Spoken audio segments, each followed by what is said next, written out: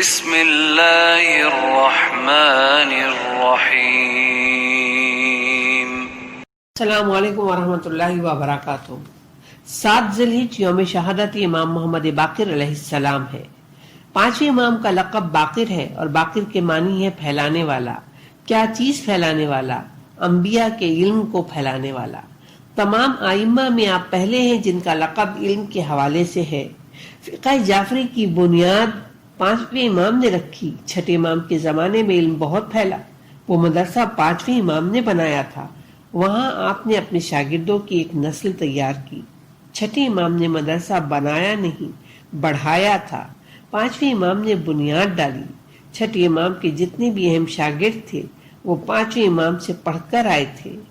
آپ کی علمی برتری کو شہاب ظاہری اور امام نسائی نے تسلیم کیا، اور اس حوالے سے علامہ ابن سعد کا کہنا ہے کہ آپ بہت بڑے عالم، عابد اور سقا تھے۔ جابر بن عبداللہ انصاری کے ذریعے پیغمبر اسلام کا 5ویں امام کو سلام کہلوانا آپ کا یہ شرف اس درجہ ممتاز ہے کہ آل محمد میں سے کوئی بھی اس کی ہمسری نہیں کر سکتا۔ ابو مریم عبد الغفار کا کہنا ہے کہ میں ایک دن امام کی خدمت میں حاضر ہوا اور آپ سے کچھ سوالات پوچھے، جس کے جوابات آپ نے ابو مریم کو دیے۔ پوچھا مولا کون سا اسلام بہتر ہے؟ فرمایا جس سے اپنے برادر مومن کو تکلیف نہ پہنچے۔ کون سا خلق بہتر ہے؟ فرمایا صبر اور معاف کر دینا۔ کون سا مومن کامل ہے؟ فرمایا جس کے اخلاق بہتر ہو۔ کون سا جہاد بہتر ہے؟ فرمایا جس میں اپنا خون بہہ جائے۔ کون سی نماز بہتر ہے؟ فرمایا جس کا قنوت طویل ہو۔ کون سا صدقہ بہتر ہے؟ فرمایا جس سے نافرمانی سے نجات ملے۔ بادشاہان دنیا کے پاس جانے میں آپ کی کیا رائے ہے؟ فرمایا اچھا نہیں سمجھتا۔ پوچھا کیوں؟ فرمایا اس لیے کہ بادشاہوں کے پاس کی آمد و رفت سے 3 باتیں پیدا ہوتی ہیں۔ 1 محبت دنیا، دوسری فراموشی مرگ، تیسری قلت رضائے خدا۔ پوچھا پھر میں نہ جاؤں؟ فرمایا میں طلب دنیا منع نہیں کرتا، البتہ طلب معاصی سے روکتا ہوں۔ آپ نے فرمایا 3 چیزیں اللہ نے 3 چیزوں میں پوشیدہ رکھی۔ پہلی چیز اپنی رضا اپنی اطاعت میں، کسی فرما برداری کو حقیر نہ سمجھو، شاید اس ہی میں خدا کی رضا ہو۔ دوسری چیز اپنی ناراضی اپنی معصیت میں، کسی گناہ کو حقیر نہ جانو، شاید خدا اسی سے ناراض ہو جائے۔ تیسری چیز اپنی دوستی یا اپنے ولی میں، مخلوقات میں سے کسی شخص کو حقیر نہ سمجھو، شاید وہی ولی اللہ ہو۔ ایک مرتبہ طاؤس یمانی نے حضرت کی خدمت میں حاضر ہو کر یہ سوال کیا کہ وہ کون سی چیز ہے جس کا تھوڑا استعمال حلال تھا اور زیادہ استعمال حرام؟ آپ نے فرمایا کہ وہ نہر طالوت کا پانی تھا جس کا صرف 1 چلو پینا حلال تھا اور اس سے زیادہ حرام۔ پوچھا وہ کون سا روزہ تھا جس میں کھانا پینا جائز تھا؟ فرمایا وہ جناب مریم کا روزہ صمت تھا جس میں صرف نہ بولنے کا روزہ تھا، کھانا پینا حلال تھا۔ پوچھا وہ کون سی شے ہے جو صرف کرنے سے کم ہوتی ہے بڑھتی نہیں؟ فرمایا کہ وہ عمر ہے۔ پوچھا وہ کون سی شے ہے جو بڑھتی ہے گھٹتی نہیں؟ فرمایا وہ سمندر کا پانی ہے۔ پوچھا وہ کون سی چیز ہے جو صرف ایک بار اڑی اور پھر نہ اڑی؟ فرمایا وہ کوہ طور ہے جو ایک بار حکم خدا سے اڑ کر بنی اسرائیل کے سروں پر آ گیا تھا۔ پوچھا وہ کون لوگ ہیں جن کی سچی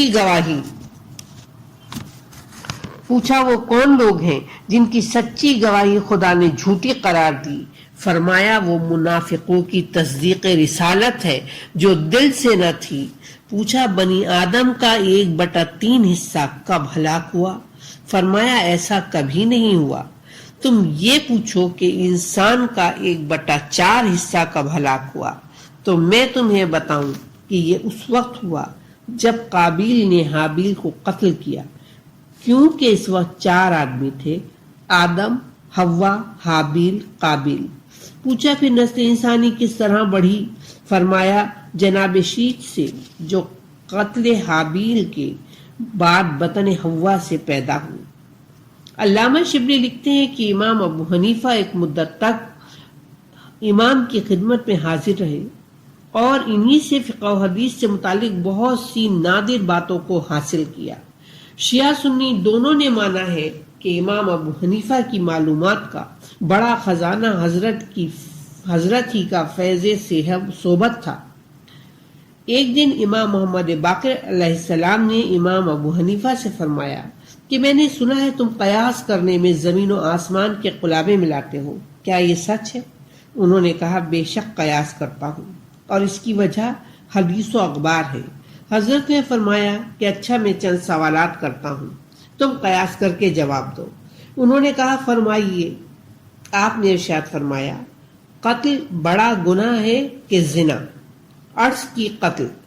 فرمایا پھر کیا وجہ ہے کہ قتل میں صرف 2 گواہ کافی ہیں اور زنا کی شہادت میں 4 گواہ طلب ہوتے ہیں؟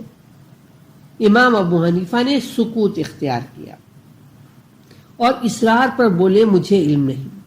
پھر امام نے فرمایا نماز کی عظمت زیادہ ہے یا روزے کی؟ امام ابو حنیفہ نے کہا نماز کی۔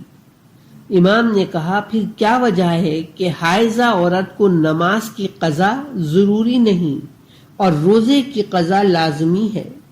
انہوں نے کہا مجھے علم نہیں۔ پھر امام نے فرمایا بتاؤ پیشاب زیادہ نجیس ہے یا منی؟ انہوں نے کہا پیشاب زیادہ نجیس ہے۔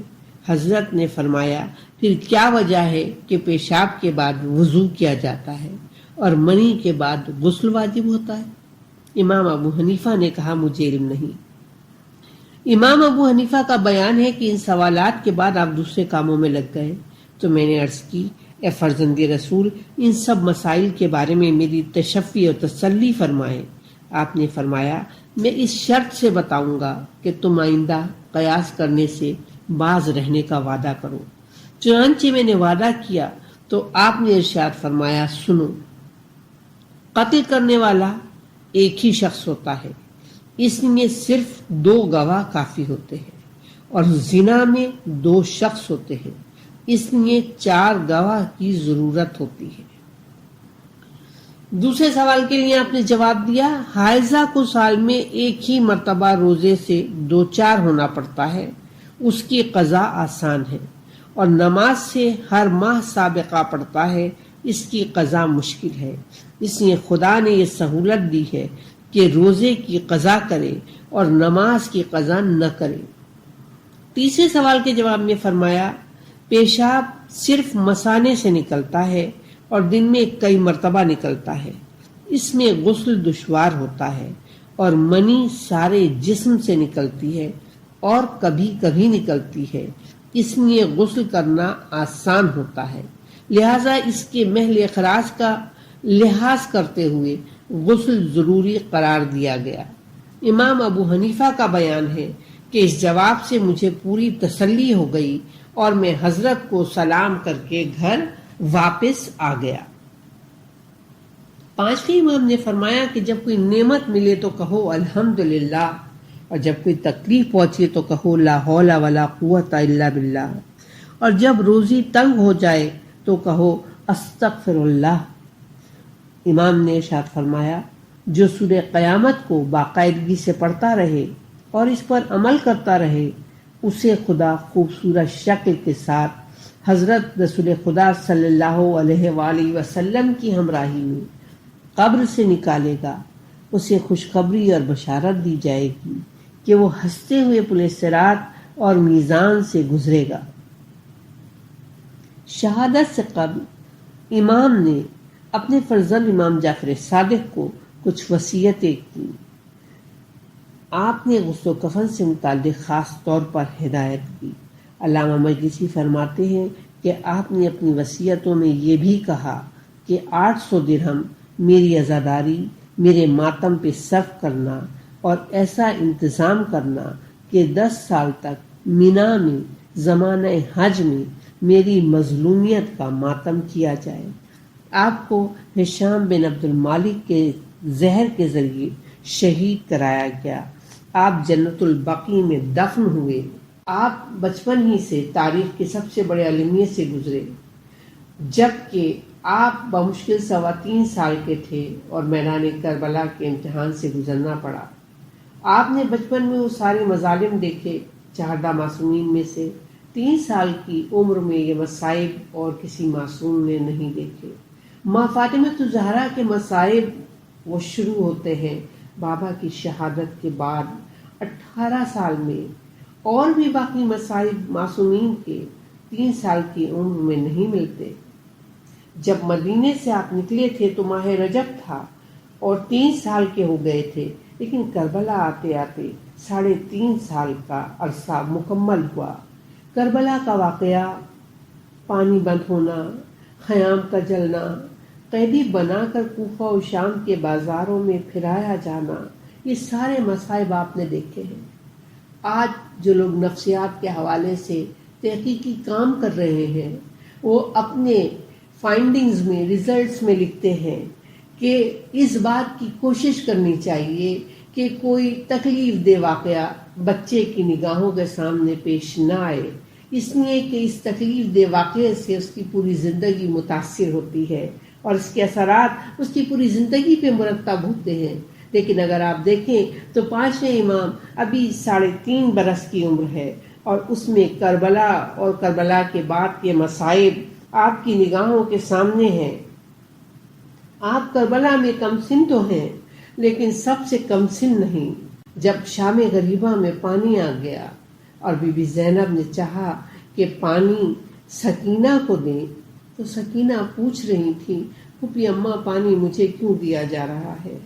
تو بی بی نے کہا، بیٹی جو سب سے کم سن ہوتا ہے، جو سب سے چھوٹا ہوتا ہے، پہلے پانی اسے دیتے ہیں۔ یہ سننا تھا۔ ایک بار کم سن سکینہ نے کہا، اچھا پانی مجھے دے، اور پھر پانی کا کوزہ لے کر ایک بار مقتل کی جانب چلی۔ بی بی زینب نے کہا، سکینہ کہاں جا رہی ہو؟ پھوپھی اماں، میرا اصغر سب سے کم سن ہے، ہائے وہ 3 دن کا پیاسا ہے، خدایا تجھے کم سن اصغر کا، سکینہ کا، امام محمد باقر علیہ السلام کا اور تمام اطفال حسینی کا واسطہ، ہم سب کو خاص کر جو اس وقت اس مجلس کو سن رہے ہیں اور اس کے علاوہ جتنے لوگ مومنین موجود ہیں، ان کو دنیا اور آخرت کی پریشانیوں سے بچا۔ پروردگار عالم ہم کو اسلام پر عمل کرنے کی توفیق عطا فرما اور اس خون ناحق کا انتقام لینے کے لیے امام کے ظہور میں تعجیل فرما۔ والحمد للہ رب العالمین۔